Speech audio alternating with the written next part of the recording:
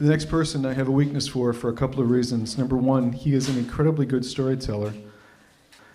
And we have told stories together at a couple of places in Toronto. I never have any idea what his tone is going to be. I never have any idea what the story is going to be about. I'm just always impressed at the end of it. And with all that kind of lead up, how can you possibly resist? Ladies and gentlemen, Brian Theriault.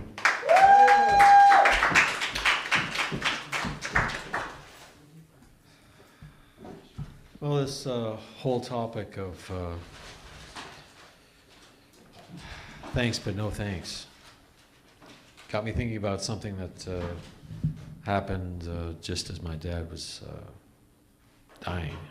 Yeah, my dad was a chain smoker for a couple of decades. And when they start telling you about what, cigarettes are bad for you and stuff like that, they never quite explain all of it. They say lung cancer, but it turns out that's not the big killer for smoking. The big killer for smoking is a thing called AAA, which is abdominal aneurysm. So your abdominal aneurysm ruptures and makes blood that was supposed to go to your head and your legs and stuff go into your abdominal cavity. Well, my dad was feeling upset and nauseous, went to the hospital, and the nurses start flagging him for this particular condition. And they said, okay, well, we'll get a doctor to see you right away. So sure enough, the doctor came out and was talking to my dad. As my dad's describing the condition, the doctor says, oh, I know what that is. That's when my dad's face went white. All the blood drained out. His stomach bulged. He fell over.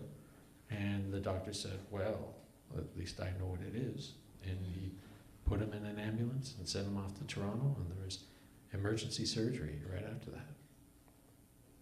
So, we get a call. I'm living in the city, so I get a call from my mom. She said he's been sent to the hospital, and I zoom out there and wait. The rest of the family kind of catches up to me. The surgery takes a couple of hours. And when he comes out, the doctor says, well, we've got to keep him sedated for a while. It's going to be a lot of pain, and he doesn't really have to live through that to be able to recover. So we're going to keep him unconscious for a little while. And we all kind of nodded. Yeah, that's fine. Well, okay. He wasn't recovering the appropriate speed. So they said about a week and a bit into it that they had to kind of step up his treatment. Usually they'd just be able to put the little nose thing and keep the oxygen going to him, and that would have been enough to bring him out of it. But they had to step up to an intubation, which means to put a tube right here to pump air into his lungs with force. So basically it's the machines are keeping him alive at that point. Well, one of my dad's big phobias was being kept alive by machines. So he had written a will, or a living will, I guess they call it, and said that if he ever got into that situation, that they should shut the damn thing off and just let him die in peace.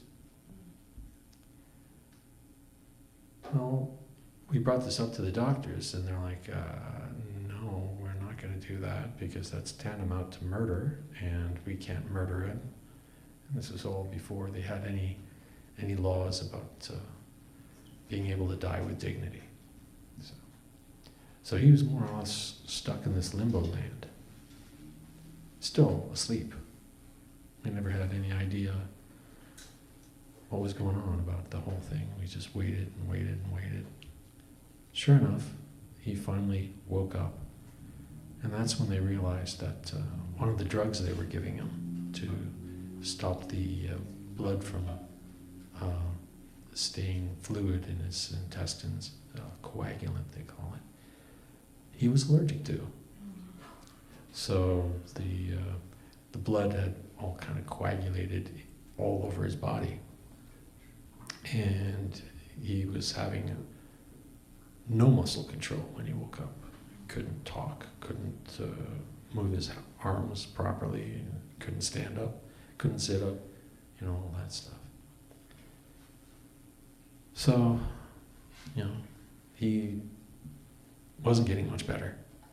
And we got a call one day from the hospital, and they said we should bring the family in. So we all came in. We were sitting in a room. The main doctor came in from the ICU, and the hospital director came in, and the head of legal counsel came in. And they sat there across from us and said, "We are culpable. What happened to your dad should not have happened. We should have caught it earlier, and we understand. So we want to settle." Settle? Yes, we want to avoid a lawsuit, and we want to give you money. Well, this is where me, the eldest male of the family, gets up on his hind legs. I'm a guy who likes to live a different life. I've never been, how do I say this nicely? I've never been one for following other people. I always take the hard route and go where I want to go, do what I want to do. I've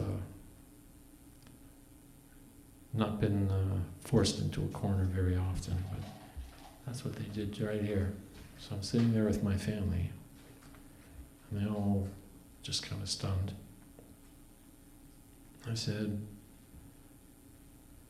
"You guys were all acting in the best interest of my dad. My dad would have died that first night, right there in the hospital, if certain things didn't go just right. That emergency surgery gave us 2 extra weeks of his life. He may not have wanted it, but I know we did." They were acting in his best interest. They were trying to save his life. They're trying to bring him back for us. It's one of the reasons that they go to school. They become doctors and healers. They want to help people. And now some guy with a clipboard and a tie is telling me that they're going to give us money that could be used to fix up an ER, hire an extra nurse, build another wing. I don't know how much they were going to give us.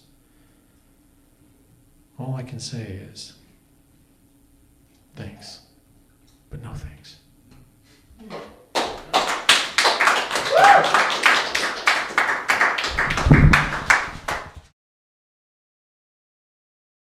We have known each other for 25 years? Probably more than that. Yeah. I met you close to the hospital once or twice just to have coffee when you were still visiting your dad. I remember that. Oh, yeah. You told me part of that story. I never got the ending. It's funny, I didn't want to tell the story because it gives you that kind of, look at me, what did I do? I'm an ethical motherfucker. But, it's more along the line of built-in stupid. I got this low-level programming that you really can't get the code out once it starts running. So, I'm fucked. What do I do? Now I'm stuck with this code that says, money? No, you don't get money. No. You don't like money, remember? Oh yeah, that's right, I don't. But you made this great point. This money could also go towards giving somebody else another 2 weeks or 4 weeks or what have you. Yeah, exactly. I hated the idea. I was just revulsed by the idea that we'd be taking money away from the healthcare system that tried to save them because they failed. I thought, you don't get punished for shit like that. That's where you get rewarded, man. You went on a limb to try to bring this guy back. And what the fuck? We're going to take money away from you for that? Fuck off. That's just fucking stupid. And I kind of understand that. The doctor who took care of my dad while he was dying, every time I ran into him, I keep trying to say, listen, you tried. It didn't work, but it tried. I can never bring myself to say properly, thank you, thank you, thank you. He just says, I wish I could have done more, and I want to tell him, you did. Mm-hmm. So I understood your story. Thank you for telling it. Thank you for answering my silly questions. Not a problem. Ladies and gentlemen, one more time, Brian Theriault.